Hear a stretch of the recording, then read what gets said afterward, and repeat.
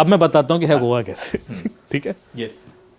तो फिर लोग मुझे सुनाते हैं कि सर आप ऐसे मत क्या कीजिए, ओपनली बता देते हैं क्रिमिनल्स मिसयूज करेंगे। एक टेक्निक बताऊंगा, ऐसी 12 तरीके हैं, लेकिन मैं एक तरीके, अच्छा 12 तरीके ऐसे से हैक हो सकता है। हाँ 12 सिंपल तरीके हैं। Okay sir. लेकिन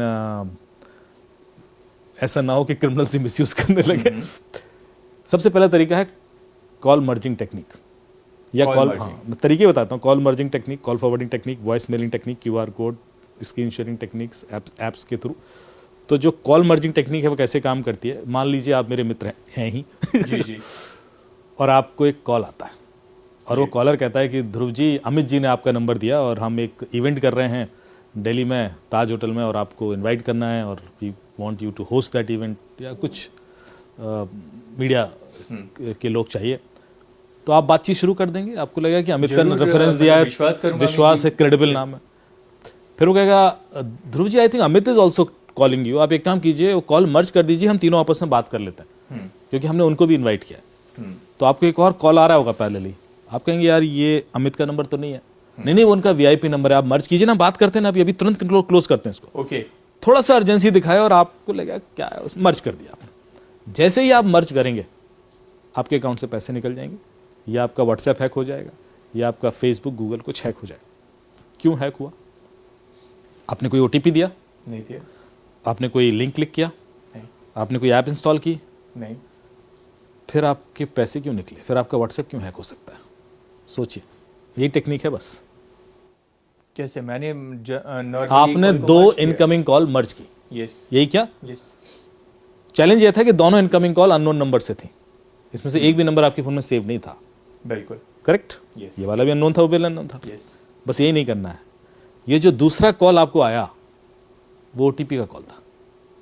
आजकल सारे OTPs कॉल पे आते हैं। जो पहले SMS पे आते थे, now you have an option to invite them on call.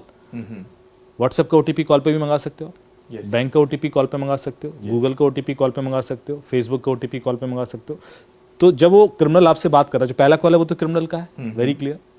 उसने कहा अमित जी का कॉल आ रहा है, अमित का इस कॉल से कोई लेना देना नहीं है। तो दूसरा कॉल वो बैंक का है, वो बैंक के OTP का कॉल है, आपने कॉल मर्ज कर दिया। जैसे ही आप कॉल मर्ज करोगे तो क्रिमिनल को OTP सुनाई दे जाएगा। By the time you realise कि यार ये अमित क्या बोल रहा है, तब तक तो वो रेडी है ना अप्लाई करने को, कोड अप्लाई करेगा। ओके। तो आपका OTP ही तोड़ाना है। बिल्कुल। उसके बाद लगता है कि आपने OTP बताया नहीं, फिर भी आपके अकाउंट से पैसे निकल गए। तो एक और चीज मैं हमेशा बोलता हूँ अपने अवेयरनेस सेशन में, कि जितने भी आपने poster banner cyber safety awareness के देखे होंगे, उसमें लिखा होता है अपना OTP मत दीजिए, OTP मत दीजिए। आज सुबह से सुने जा रहा हूँ मैं। बिल्कुल सर। रेडियो पे भी ये चिल्लाते रहते हैं। एक्चुअली कोई कभी OTP देता ही नहीं है। अभी आप कितने भी केसेस देख लीजिए, कभी ऐसा हुआ कि आपसे कहा हुआ कि ध्रुव जी अपना OTP बताइए, हाँ लीजिए ना, ये लिख लीजिए। अच्छा वो अपना पासवर्ड भी तो बता दीजिए, हाँ पासवर्ड भी लिख लीजिए। ऐसा होता है क्या कभी? नॉर्मली क्या अपना पासवर्ड मत दीजिए, OTP कोई नहीं देता। 99.99% लोग नहीं देते। बहुत ही रेयर होगा जो शायद दे भी दे।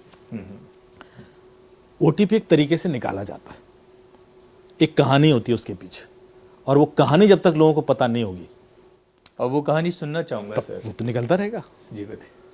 तो एक बड़ी इंटरेस्टिंग और OTP निकालने की कहानी बताता हूँ। मेरे एक मित्र हैं, वो US से आए हुए थे, US में एक कंपनी में काम करते हैं।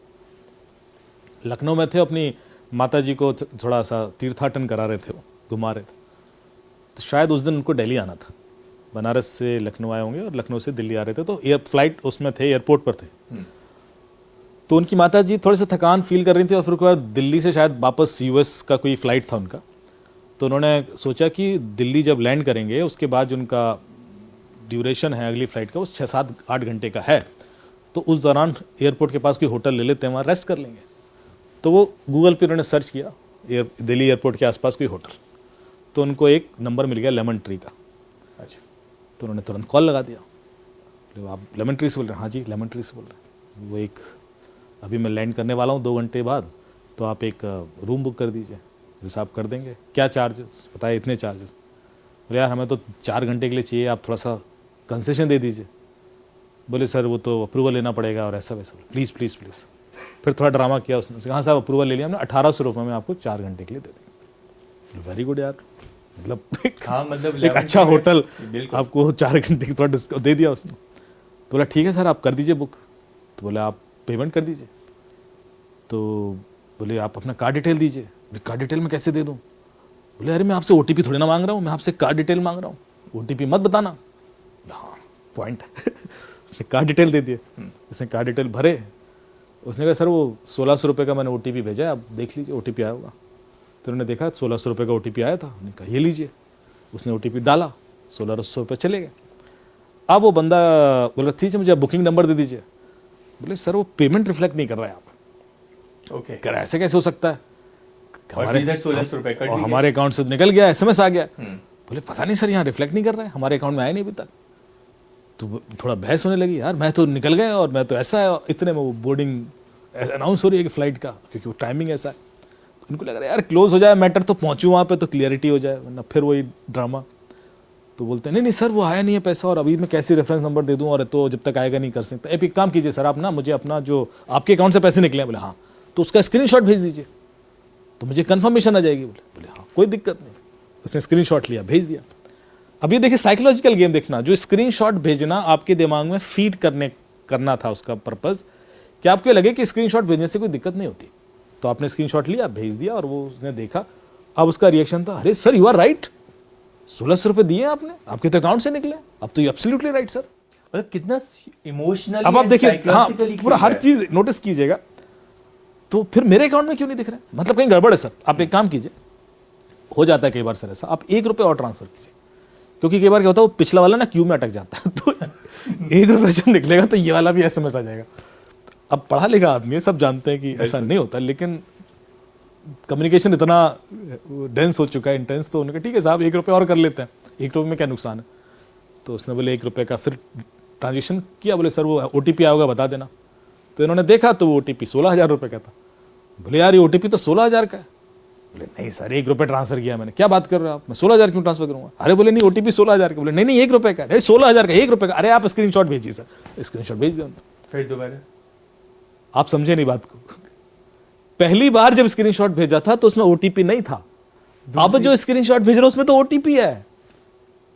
आपसे सीधे सीधे OTP नहीं मांगा, आपसे घुमा से स्क्रीनशॉट निकलवा लिया। बात तो वही है ना।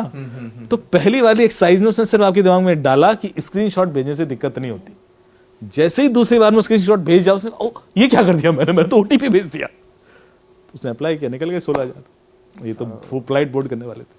तो आप देख रहे हो टेक्निक्स कितनी सोफिस्टिकेटेड। हर OTP के पीछे कहानी है, और ऐसी 12-13 कहानियां जो OTP चुराने की ही है मेरे पास अलग अलग क्लाइंट से आती।